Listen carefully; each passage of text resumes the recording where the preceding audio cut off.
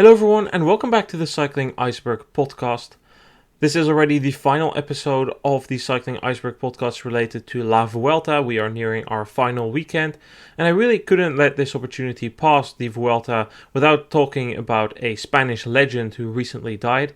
Bernardo Ruiz was a groundbreaking Spanish cyclist, paved the way for many people who followed in his shadow. For instance, Federico Bahamontes, and then, of course, by extension from there on, we had many Spanish cyclists come through. Ocaña, in modern times, Contador, Mas, now Ayuso. It's become a powerhouse nation, and it was really Ruiz who created that foundation, because in the early days of cycling, when now you kind of see people talking about the traditional cycling countries, it's generally assumed that Spain is part of that, but that wasn't really the case. You had France and Italy, Belgium came in, then Luxembourg and the Netherlands. Those were the first real countries that had it, but then you had Switzerland come in and Spain as well. So Spain really claimed that place, and I think that the role of Bernardo Ruiz can't be understated in that process, because now, sure, you know about the history of Luxembourg, they've had the Schleck brothers in recent times, you know about the history of Switzerland, but they kind of faded away a little bit, and that meant that Spain claimed that kind of fifth role as a founding nation in cycling history, if you want to call it that way. But again, that is really, a lot of that is due to the work of Bernardo Ruiz, and as he recently died, it would be a real shame to not talk about that legacy. Bernardo Ruiz was born in Orihuela, Valencia, during politically unstable times. He was born in 1925. While Spain had remained neutral during the First World War, tensions were boiling within the country. In 1936, when Ruiz was 11, the Spanish Civil War broke out. This conflict was later described as a test ground for the Second World War battle techniques. It was fought out between the Republicans, supported by the Soviet Union and Mexico, and the Nationalists, who were supported by Nazi Germany, Italy, and Portugal. After a bloody war, the fascist Republicans eventually gained control over Spain, which had severe consequences for Ruiz. He was born into a Communist Party supporting family and suffered during the White Terror in the years that followed the Civil War. During this period, dictator Franco repressed political opponents, including the Ruiz family. Bernardo's dad was blacklisted for being communist and wasn't allowed to work anymore. To survive, the family relied on making and selling their own flour on the black market of Valencia, the city that is. In a strange way, the Franco regime eventually contributed to the start of Bernardo's cycling career. Let me explain. One of Bernardo's older brothers got forced into the army. He didn't want to do this, but he needed to choose between either being shot or serving in the army. So he reluctantly signed up and was shipped off to the front lines in the Soviet Union. Here, he got injured, and as a result, the Ruiz family received a war pension. With this money, the family bought Bernardo a bike, which he could use to bring flour to the market in Valencia. During one of these rides, Ruiz accidentally became a racer when he came across a group of riders going in the opposite direction. He spontaneously decided to follow them, unaware that they were in a race. From there, Ruiz's career took a flight. He took a breakthrough win at the Valencia Regional Championships, organized by the Franco regime. Due to this win, the discrimination against his family ended, when there was a picture in the local paper of Bernardo Ruiz being awarded a jersey and a trophy by the local Franco party. That was enough for them. They were convinced that the image was enough. The damage had been done to the reputation of the Ruiz family. They could work again, and for Ruiz, Bernardo that is, it meant a start of a cycling career. Bernardo never saw the front lines during the war. Instead, he kept making name as a cyclist. In 1945, he won the Vuelta a Catalunya, the most lucrative race of Spain. It was his first race outside of the Valencia province. At 20, he was a young superstar. That year, he also made his debut in the Vuelta a España. At 95, Ruiz gave a rare interview to Rouleur magazine, calling the experience of his first Vuelta terrifying. Terrifying. The roads were bad, but the biggest problem was the lack of food. He said, quote, "We were given 100 pesetas per day for food. That was so little. We had to ask the organizers for advances. We could hardly buy anything. At the checkpoints during the race, we'd be offered a steak and breadcrumbs as a tough rock, or bananas or oranges. But the stock of everything at those checkpoints was always so low. I remember one stage we raced from Alicante to Valencia. We ate nothing but bananas, all 200 kilometers. That's all we had. During the race, I got a boil on my bum and somebody told me to buy butter to put on it. I had no idea what butter even looked like. I'd never seen it in my life." Unquote. In 1948, Ruiz finally broke through on the biggest stage of Spanish racing. He won the opening time trial of the Vuelta, but conceded the lead the next day. He then won stage 3A, but again didn't hold on to the lead for more than a day. This edition of La Vuelta took place under extreme heat, unbearable conditions, and as a result, the race progressed slowly. With the June sun pushing temperatures up to 43 degrees Celsius, there wasn't much appetite to race in the peloton. The Vuelta organizers cancelled the prize money for several stages, but it had little effect. The low point was stage 11, a 276 kilometer stage. It took the peloton 13.5 hours to complete. The peloton took off an hour for a lunch break in the middle of the stage. Only when the rain arrived the next day, racing finally picked up in intensity. The hilly stage around Bilbao delivered action. There were numerous attacks, but eventually mechanical misfortune handed Ruiz the stage win.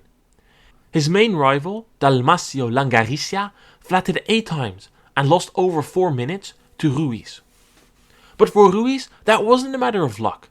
He claimed his meticulous mechanical preparation was the cause for his success. At the time, he was the first Spaniard to really venture abroad for racing. He raced a lot in Italy because he could buy equipment there for less money. He sold the below average products to his rivals for a profit, but obviously kept the best stuff for himself. He was always pioneering with new parts and insisted on only using tubes that had dried in his garage for 2 winters. He claims that he never punctured in any of his 21 Grand Tours thanks to this preparation of his tires. Regardless, that stage win in Bilbao was the foundation for Ruiz's first Vuelta triumph. He wasn't under any serious pressure in the remainder of the race and won by a final margin of 9 minutes. In 1949, a full Spanish national team was invited to the Tour de France for the first time, but it turned into a fiasco of immense proportions. Many exiles from Franco's Spain lived in France and protested against the team flying Franco's flag on their jersey. They had fled for the dictator, and now they could wear his flag on a jersey kind of as an advertisement around France.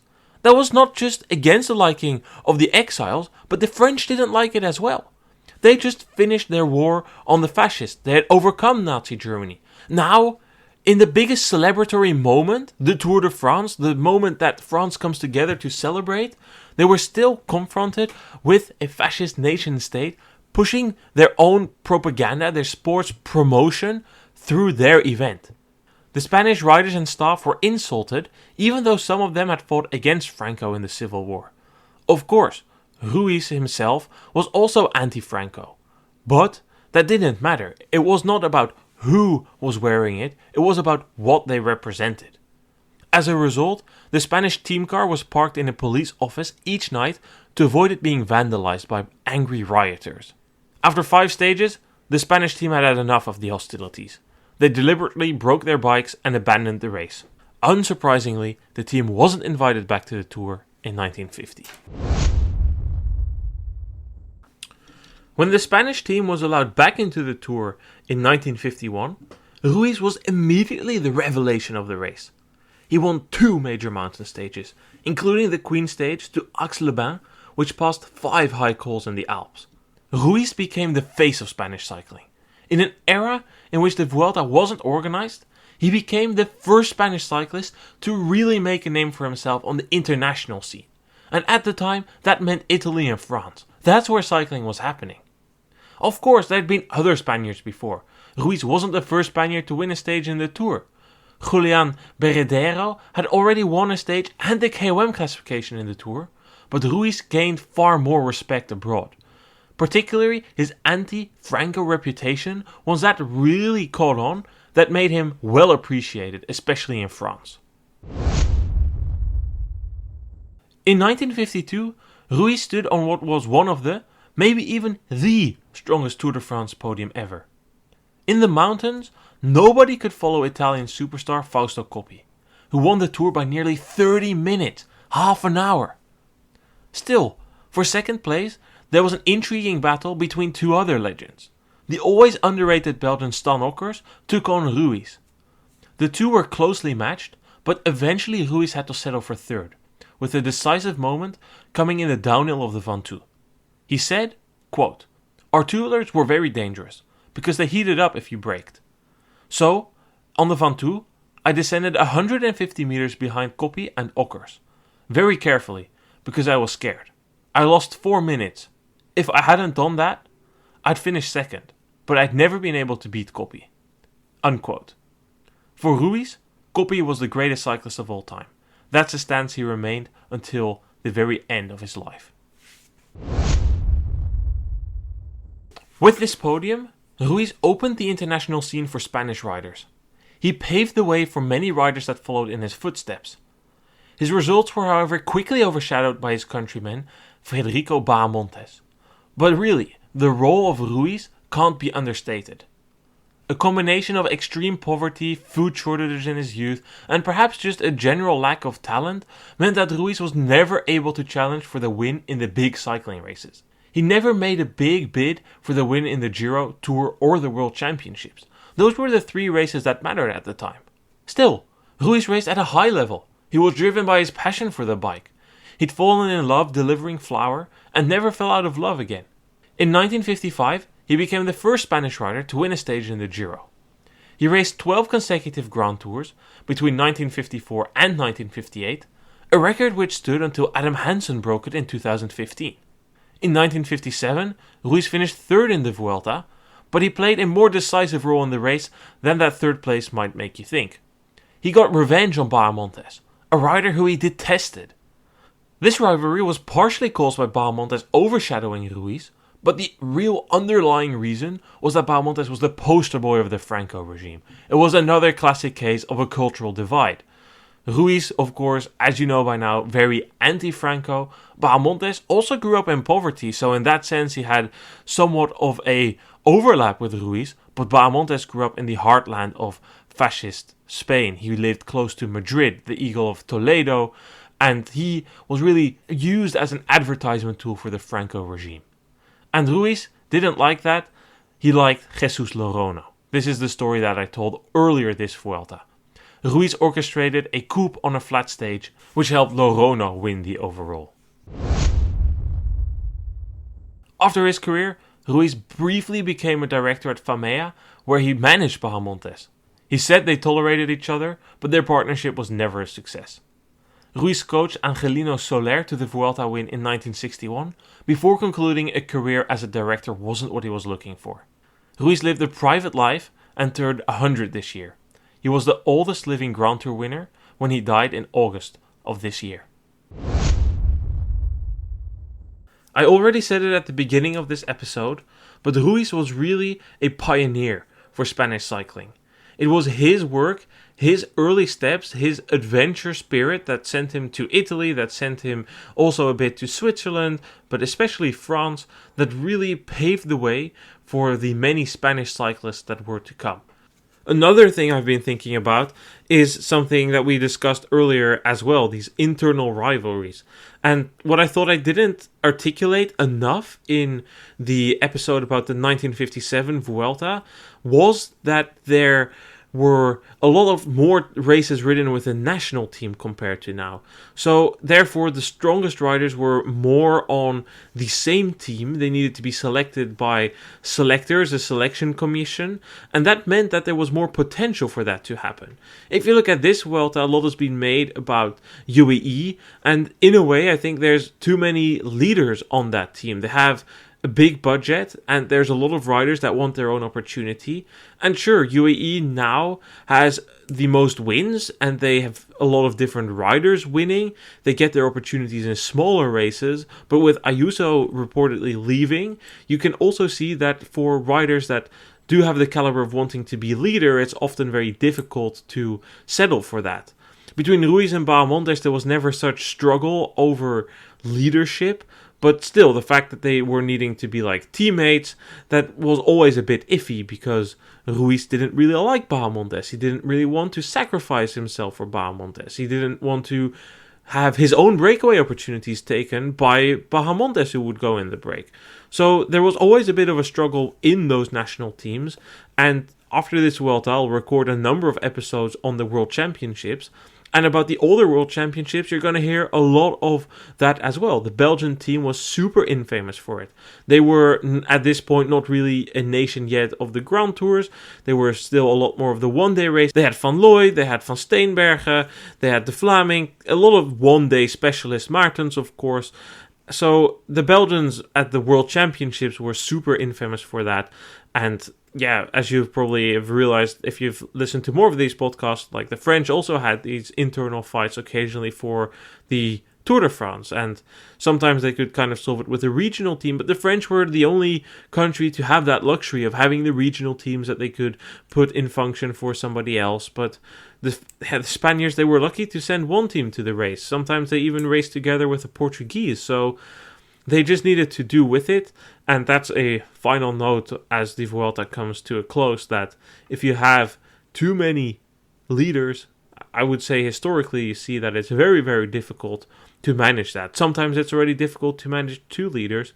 Story I didn't tell, but about the 2011 Vuelta, Froome and Wiggins both on Sky. Management chooses for Wiggins, understandably based on all the performances before the race, but then Froome is the stronger rider and he loses the Vuelta by a very narrow margin. And if some tactical choices had gone the other way, well, then the outcome of that Vuelta might have been different on the road. Of course, eventually Froome was promoted to winner, but still, that's not really what mattered at the time for the sentiment, because that soured the relationship between Wiggins and Froome for the 2012 Tour. Wiggins still got to win that, but then it was by the fortune of Wiggins kind of burning out / dropping out of being a GC rider that Froome got the leadership, because else it would have been a very, very tough situation to manage for the Team Sky management, just like it was very difficult to manage the relationships between Coppi and Bartali, but they had the legendary Alfredo Binda to solve that. And in Spain, it was difficult for Ruiz to reunite with Bahamontes.